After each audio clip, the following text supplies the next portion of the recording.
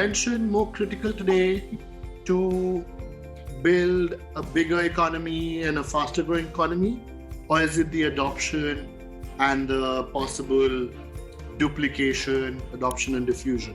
That's a question I struggle with a lot, because I'll give you a specific reason too. So within India, often the conversation is in the venture capital and startup world for the last decade, as that ecosystem has grown in India, one of the main criticisms that people have had of the startup ecosystem in India, and this is a criticism that the Chinese also faced for quite some time, was that the startup entrepreneurs were mostly copying business models, technology, and other systems that were being developed in the US. Amazon gets developed as a model of e-commerce in the US. Then a similar copycat model comes up in India. Uber gets developed in the US, and then its equivalent comes up in India. And so often then the conversation becomes that, is duplication enough? It does develop those businesses here, but then you do struggle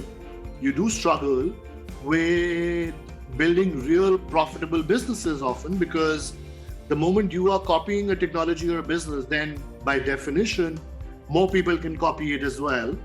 And the business becomes relatively commoditized, and hence the profit margins of any business then that doesn't have core invention or core technology that's protected at its core, your profit margin suffers. So you'll find that the Indian startup ecosystem will often suffer from big markets, big top lines, but then the profit margins are really not where you want them to be. And you compare them to, let's say, a Google, an Apple, a Microsoft, etc., and you look that actually the companies, or like Qualcomm, etc., and you look at these tech companies in the US that have really built core IP and are fiercely protecting it, those tend to have massive cash balances on their balance sheet. So it almost seems like adoption and diffusion of technology doesn't seem to be enough anymore.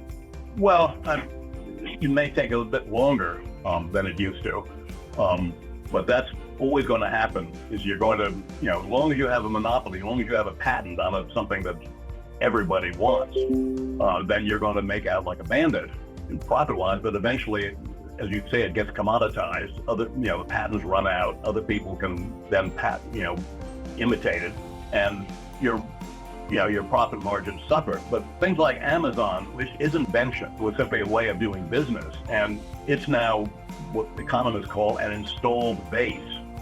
I mean, if I want something, I just go to Amazon to get it. I'm sure I can get it other places, but I don't. I just go to Amazon and I get, 3 or 4 packages a week from Amazon. And I don't think that's going to change anytime soon. I mean, the business was very creative of Jeff Bezos to come up with this idea 30 years ago now. And he started off just with books, but now he sells everything that's legal.